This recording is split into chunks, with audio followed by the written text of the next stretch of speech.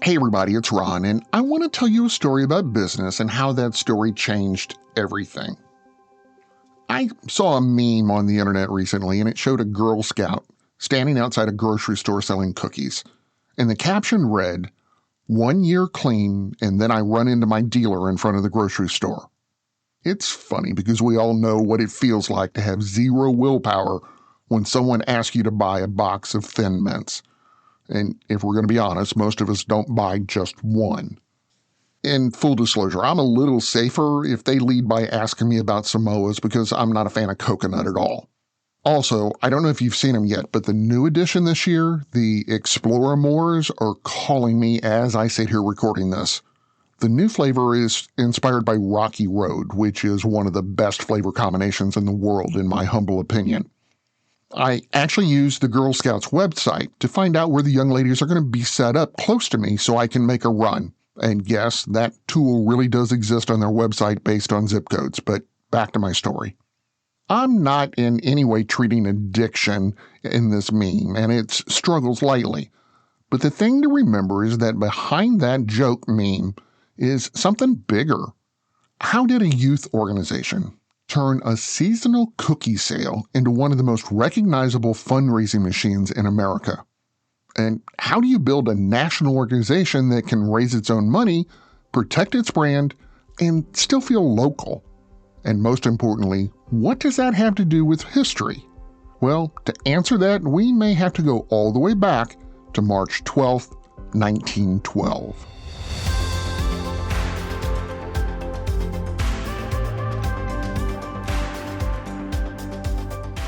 From Business Basics, I'm Ron Trucks, and this is Business History, the daily podcast where we explain the stories that changed business forever. Every date on the calendar has a story where business reshaped the world. Today, March 12th, that story takes us to 1912, how a troop became a network of dealers. On March 12, 1912, in Savannah, Georgia, a woman named Juliette Gordon Low gathered a small group of girls in her home. She wasn't launching a national institution, she was just starting up a small troop. At the time, scouting wasn't a brand new concept. The movement had already taken hold in Britain under Robert Baden-Powell, and the Boy Scouts of America had been operating in the United States for a couple of years, but those programs were built for boys. Juliette Gordon Low saw something simple and obvious. If structured scouting could build leadership and practical skills for boys, why couldn't it do the same for girls? But it's important to understand she didn't just copy the idea, she adapted it. She created handbooks, standardized badges, defined uniforms, built a framework that could be replicated beyond Savannah. That's the part that matters for business history. Most youth groups at the time were local, church-based, community-based. They rose and fell with whoever happened to be leading them. Low built something that could travel. Local troops would be locally led, but they would operate under shared standards, shared materials, and a shared identity. That decision, local execution under national structure, is what turned a club into a network, and on March 12, 1912, that network began.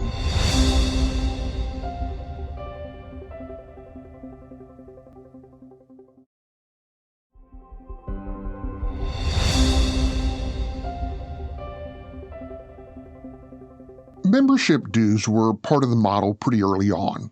Small amounts paid regularly to support uniforms and materials and meetings. But dues alone don't build a national organization. Now, it's important to understand, fundraising wasn't new at this point. Churches had been holding bake sales for decades. Schools hosted fairs and raffles, and community groups sold homemade goods to raise money when they needed it. The early Girl Scouts did the same thing. In the 1910s and 20s, local troops baked cookies in home kitchens and sold them to their neighbors. There wasn't any national recipe or branded box, just girls learning to make something and sell it. But what changed over time wasn't the idea of selling baked goods, it was the system around it. As the organization grew, those scattered efforts became coordinated. Recipes were standardized and pricing became consistent. Commercial bakers were eventually licensed. Packaging carried the national brand, while profits flowed back to local troops. And that shift, it mattered. It turned occasional fundraising into a predictable cycle. It gave the organization recurring revenue without relying entirely on wealthy donors. And it gave the girls something else, a structured way to practice goal setting, sales, and accountability inside a trusted brand. The genius wasn't inventing product sales of cookies. It was turning a bake sale into an infrastructure.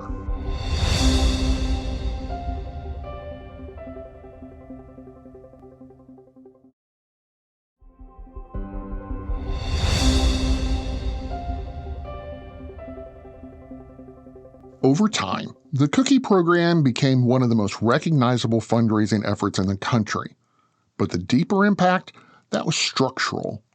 The Girl Scouts proved that a nonprofit could operate like a distributed enterprise. Thousands of local units, each with autonomy, all tied to a national framework that protected the brand and coordinated standards. And that structure created durability. When leadership changed locally, the system remained. When trends shifted culturally, the organization adapted without losing its identity. The network outlived individual founders. It also created something rare in the nonprofit world, recurring revenue that reinforced the mission instead of distracting from it. Today, the Girl Scouts operate across the United States and beyond. The uniform's recognizable and the badges are recognizable. The cookie boxes are definitely recognizable, and you know what I mean. Nothing makes my heart rate speed up a little bit like seeing that specific shade of green, which means Thin Mints are coming home to my freezer, at least for a little while. But understand, all of it is a design decision made in 1912.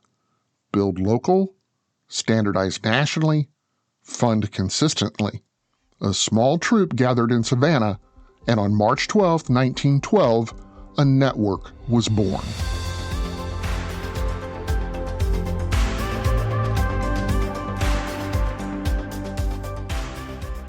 I'm Ron Trucks, and this is Business History, the podcast that finds the turning points behind the headlines.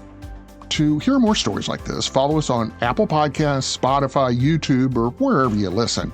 And if you're enjoying the stories, don't forget to subscribe and leave a quick review. It helps more people find the story behind the business.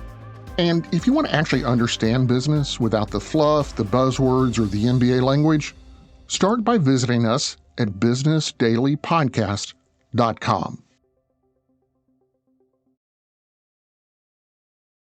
This message comes from Capital One. With the Spark Cash Plus card from Capital One, you earn unlimited 2% cash back on every purchase and get big purchasing power so your business can spend more and earn more. Stephen, Brandon, and Bruno, the business owners of SandCloud, reinvested their 2% cash back to help build the company's retail presence. Capital One, what's in your wallet? Find out more at CapitalOne.com/SparkCashPlus. Terms apply.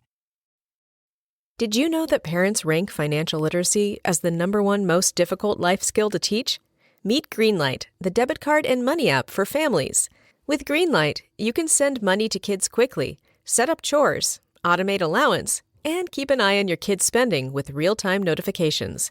Kids learn to earn, save, and spend wisely, and parents can rest easy knowing their kids are learning about money with guardrails in place.